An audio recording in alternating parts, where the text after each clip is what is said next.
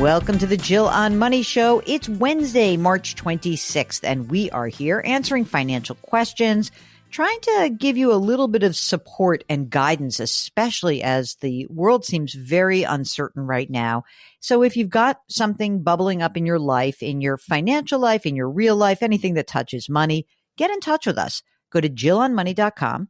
Click the Contact Us button and let us know if you would like to join us live by checking the box. That's what Mark makes available to you. He chases people down. Now, he also just told me that we must start doing some more email episodes because the questions are piling up. So the shy people out there, if you just want to send us that email, that's fine.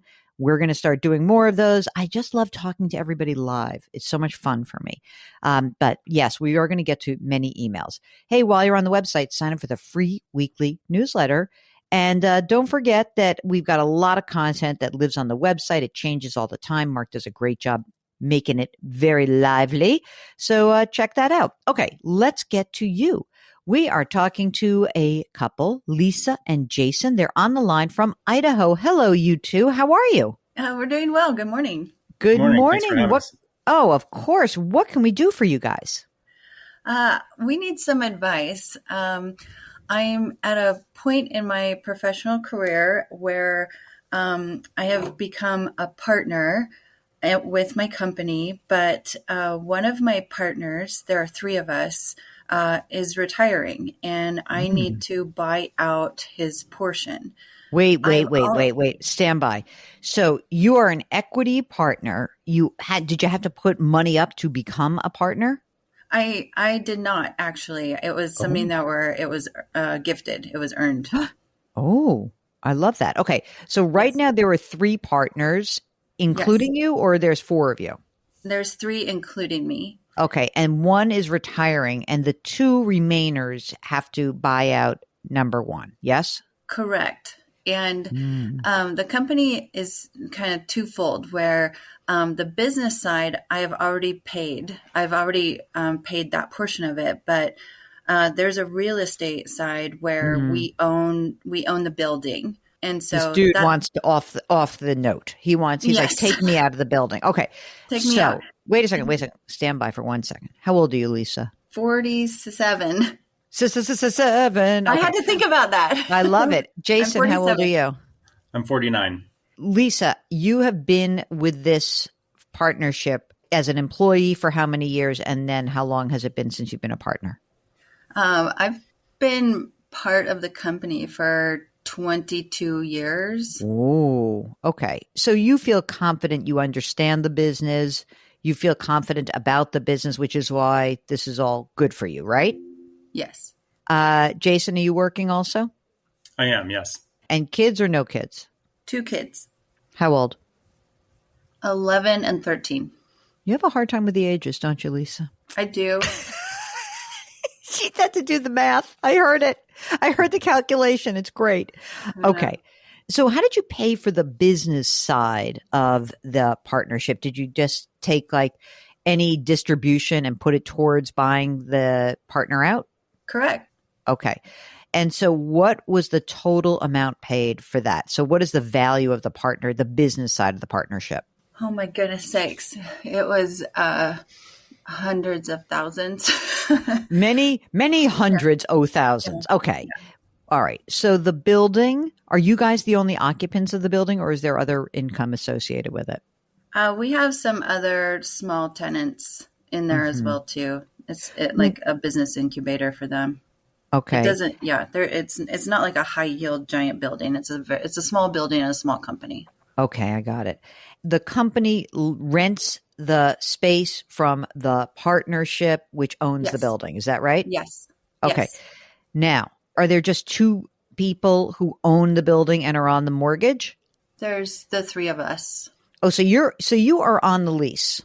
Correct. How much is the building worth? The building is worth $611,000. How about if I call it 610? You know, I don't like those extra thousands. Is there a mortgage outstanding? No, we paid cash.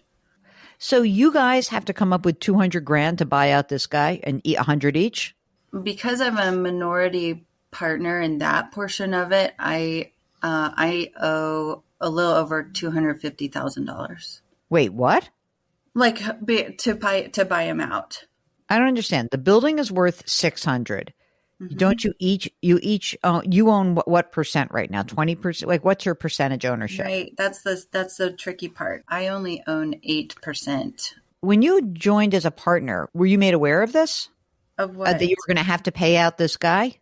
No. So this is not in your partnership agreement. Like, hey, by the way, you're on the hook to buy me out, right? Right. Oh, I'm going hard on this, Mark. Wait till you see me go like all full on Sicilian about this right now, because I'm protective of my Lisa. Thank you. Because that's a lot of money. It is. It has been. Yes. You and your remaining partner, can you give us an idea? Like, what is your relationship like? We're like family. Okay. And the guy who's retiring, also like family? Yes. Doesn't seem like a very familiar relationship right now. Okay. What happens if you don't buy him out? We would have to relocate the business. We would probably have to sell. Why? What is the other way? You own 8%. Your current, let's call it, can you just give me like make up a name for the current partner, the person who you're going to own the business with? William. William owns what percentage of the building? 46. Oh, you know what's funny? I add 46 and 8 and I get more than 50%. Okay. See? Why do you have to move the business? Well, in other words, is this dude who's retiring holding a gun to your head saying, I want out? Or is he saying like, I'd really like to be bought out? I would say it's probably a little more forceful where he's had some issues and he needs to be bought out. And so we were able to buy the portion of the business side of it, but the real estate is something where the business will still be okay. We could sell the land under it and just everyone takes their portion of it, but or you could do nothing. That's like true. Lisa, is this something that you really want to do? You really want to pursue this? This is what you want, or do you feel like you're being forced into it? It's something that is good. Real estate where we are is a good investment, and so I'm not upset about it. It's just the timing of it is abrupt, and so I feel like I just only have a short window of time to come up with a large amount of money. All right, let's talk about what else is going on, and then so I'm open to it. Okay, I'm seeing I it get as that. an opportunity. Right. Okay, I get that, and I understand all of this. Are you and William similar age? Like, is William also in the 40s, or is William older than you? He's about 10 years older than I. Okay, so 50s, and then retiree Scrooge McTiree. How old is he? 69, maybe 65. Okay, so he's much older. I get it now. Okay, let's see since you would like to do it, let's talk about how we can make this better for you guys. So, Lisa, how much do you earn right now? Between the two of us as our household income? Yeah. Last year we cleared $200,000 between the two of us. So that included the distributions you had as well, which really made up your capital contributions, or is that $200,000 of just like that's our week to week payroll? That's distributions as well. 200 all in. Yeah, obviously the distributions will increase now that Lisa owns more of a percentage. She owns 50% of before she only owned 10. 20. So, okay. Yeah, 20. 20. Okay, great. How's your cash flow on that $200,000 a year with your two kitties? Right now our expenses are about $8,500 a month. So we're pushing 100,000. So we're able to save and invest a lot of that. So how have you saved and invested? Let's start with retirement. How have you saved for retirement so far? So we've got a few retirement accounts through Edward Jones. We've got both of us have traditional 401ks as well as Roths that we max out, as well as we put in money into a joint account, a taxable brokerage account, about $750 a month into there. And we've got over $125,000 into that. And in the 401ks, what's the value? Our 401k value for Lisa's Roth is $48,000. My Roth is $75,000. Lisa's, she's got a SEP IRA of 26,000 that just got started 2 years ago. She's got that traditional of 48. 48 in, wait, are you saying in the Roth? Because you said our Roths, you said Lisa 48, you were 75. Those are Yes, Roths that's or correct. the, okay. And then the traditional is, you got 26 in the SEP. And then do you use a traditional retirement account as well, Jason? I do. I put money into a 401k at work, and that's got 78,000 in it. Okay. As So well as I have 78. a pension. You have a pension. What's the Yes. pension amount? What will that be? At retirement age, it'll be 2,800 a month, That's nice. Okay. and that's in 10 years.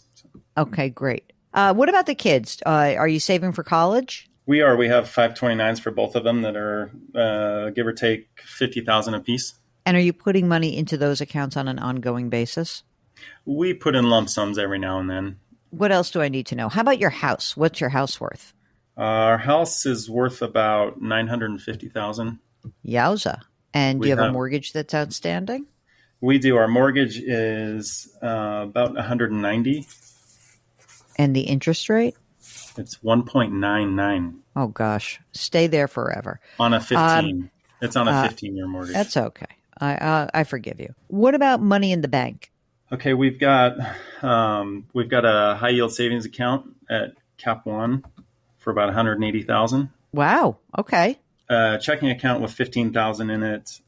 We've got various taxable brokerages. I've got a Robinhood account with 70,000. Oh, what's in there? A mixture of ETFs, VOOs in there. I've got some VCI. Is that different than your that 70,000 is different than that joint brokerage account with 125,000, right? Yes. That's correct. We've also got a couple inherited IRAs that we're pulling money out of every year. Okay. How much are the inherited IRAs worth? We've got one IRA that's about 140,000, and we've got two annuities. Are they that are annuitized, or are they just as a cash value? In other words, are you getting money every month, or are they just a lump sum that's in there? Yeah, there's a lump sum. We haven't had any disbursements. We inherited those about 5 years ago. So you're not subject to the 10-year rule for those, or you are? I believe we are. I believe we are, yeah. Okay. We just haven't done anything with them. So we have 5 years to go, though. The clock is ticking on Yes. those. So that was another And what question that we had for you is what should we do with those two annuities? One Well, has I have an idea. 270,000 in it, and the other one has 145. All right. So we have money. And the inherited IRAs that at the 140, same time frame, like 5 years to go to get the money out, or are those, have you been taking money out of those? We've been taking money out, but it's been growing, so it's stayed about the balance has stayed the same. Mm-hmm. Okay.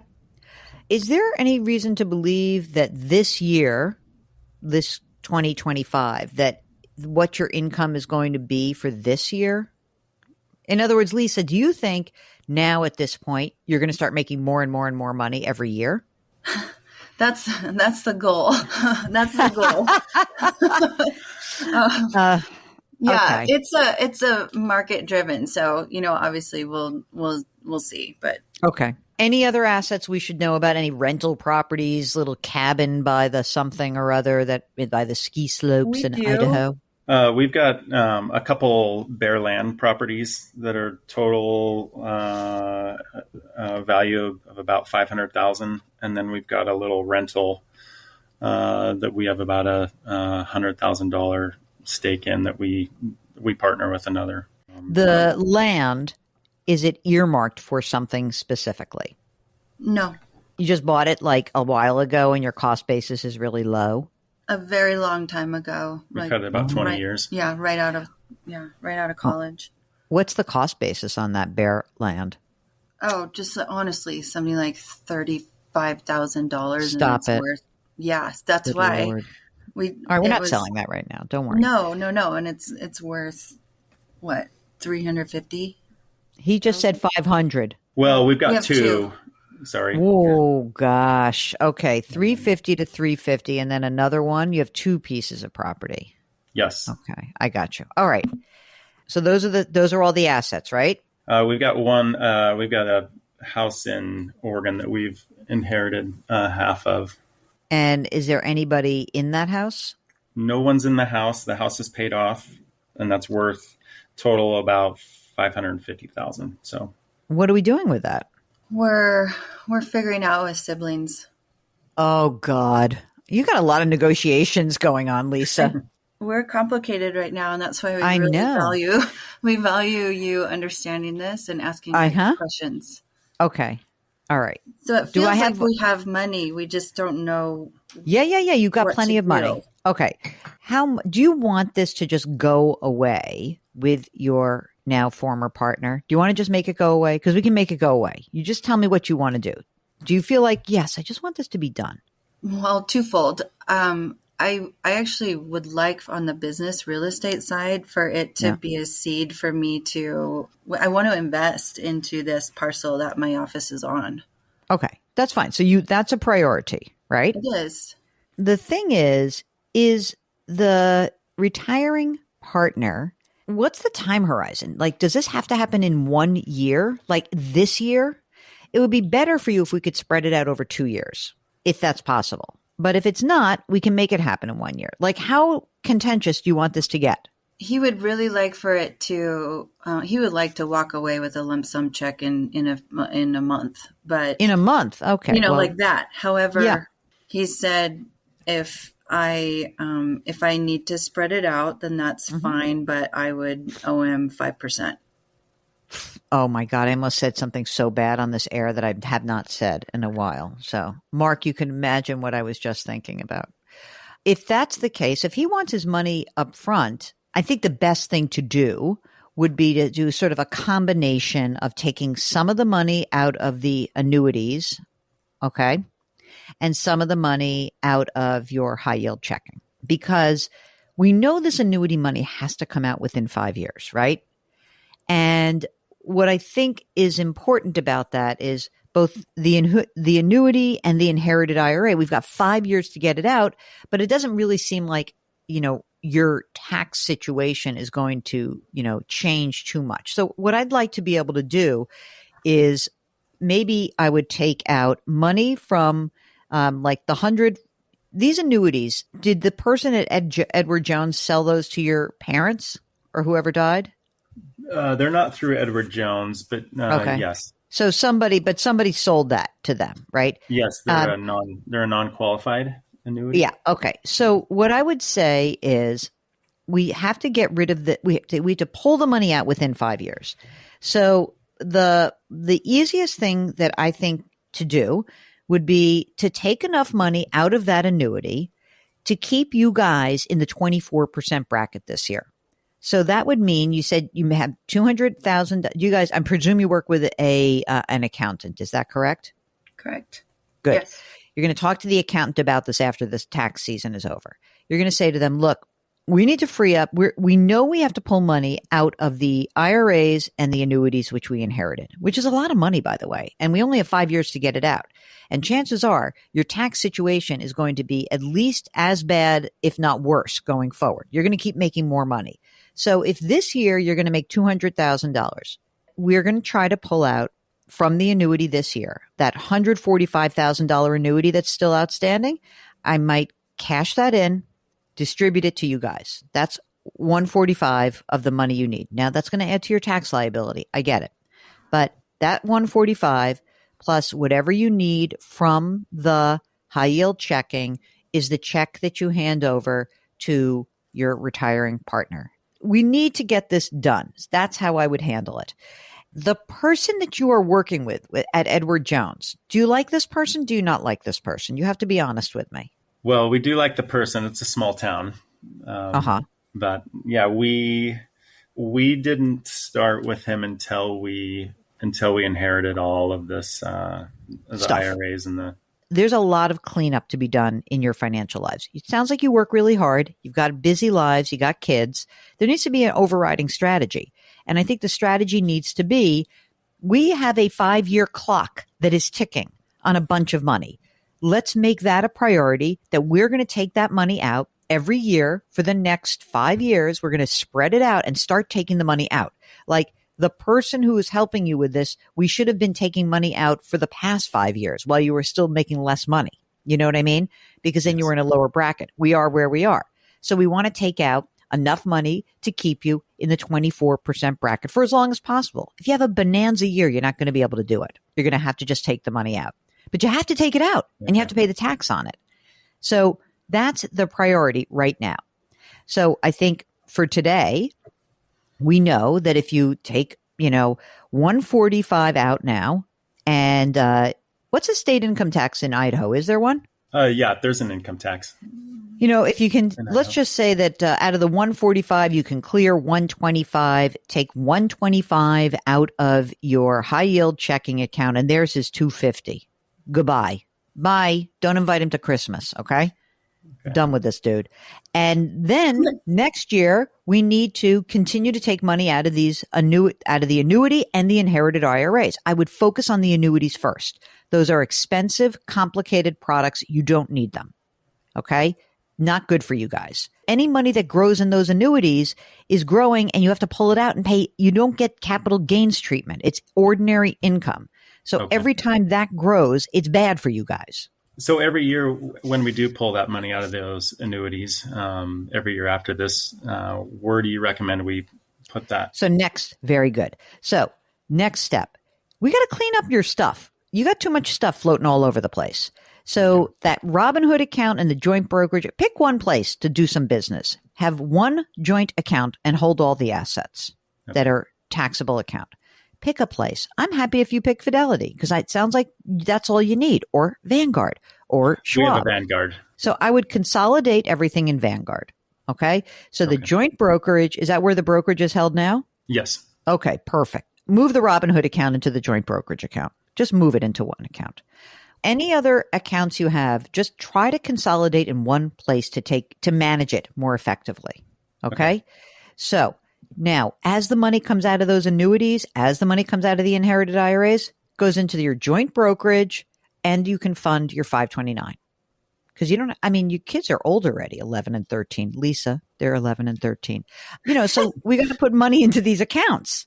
So the money that comes out, let's just say that next year, let's say we take out 145 this year. Let's say next year you can take out 150,000 from the annuity. You pay the tax that's due, whatever's left. You got to put a chunk of money in these 529 accounts. You have to actually fund them. And you have plenty of money to pay. But I would do brokerage, like essentially for every dollar that comes out, I would probably say you should put 50% in the brokerage account and then 25 on the 529 accounts. Meaning if you had 100,000 net, 50 grand in the brokerage, 25 grand into each of the 529 accounts. Okay. How's that sound? Sounds amazing. Oh my God, she's feeling relief. Relief. Okay. I wanted to say we do like our financial advisor, but we value your guys' opinions and we love the show and we wanted to come on. So we wanted a second opinion. So all right. So I'm not throwing the dude under the bus. I'm really not. I'm just saying that I just want consolidation more than anything else because it's much easier for you to manage your lives in one organization. That's the way it goes. And we're going to get rid of these inherited IRAs. We're going to get rid of your annuities. Again, we have 5 years to do it.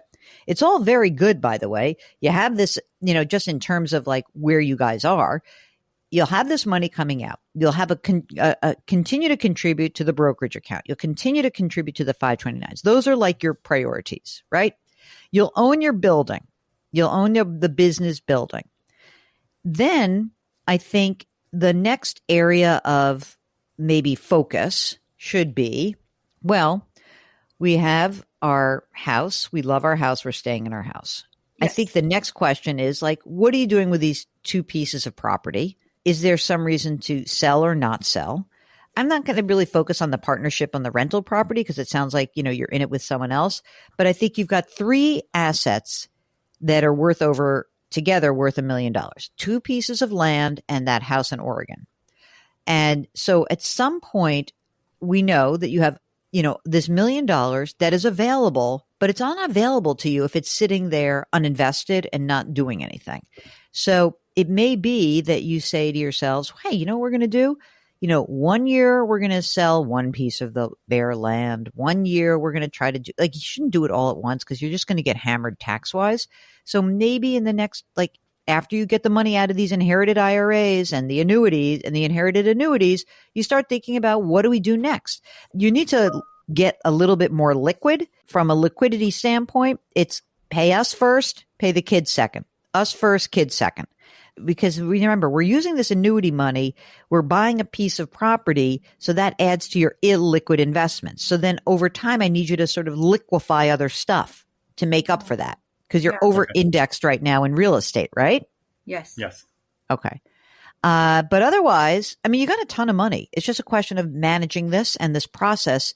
I can't emphasize enough that when you have all of these things floating around in one story, it's really good to have a quarterback of your financial life with whom you can work. And if your Edward Jones rep is that person, fantastic. But you guys should be having an overall game plan, which everyone's executing. You can't be expected to come up with a game plan and execute it. So maybe after this conversation, you see what the Ed Jones person thinks about this, and he or she thinks. If you feel confident that they have your back and you want to keep working with them, fine. I'm just going to ask you one thing. I will be on bent knee and beg you. Please do not purchase another insurance product from anybody. No annuity, no whole life, no nothing. Can you promise me that? We promise. Okay. Have you done your estate planning? Yes, we have wills. We don't have a trust. You don't need a trust yet. You don't need a trust yet. Not yet. Okay. I mean, you could, but it's fine. You don't. We have to a lot of things. Most of the stuff you have is going to pass by contract anyway. Make sure that your brokerage account, when you consolidate it at Vanguard, is a transfer on death account. But if it's a joint account, it just transfers between the two of you. Okay. You know, if one dies, it goes to the other. Okay. If you're like Lisa and Jason and there's some complicated weirdness going on in your family, in your business, in your life, hey, give us a holler. I like unpacking things. All you need to do is go to our website, jillonmoney.com, click the contact us button.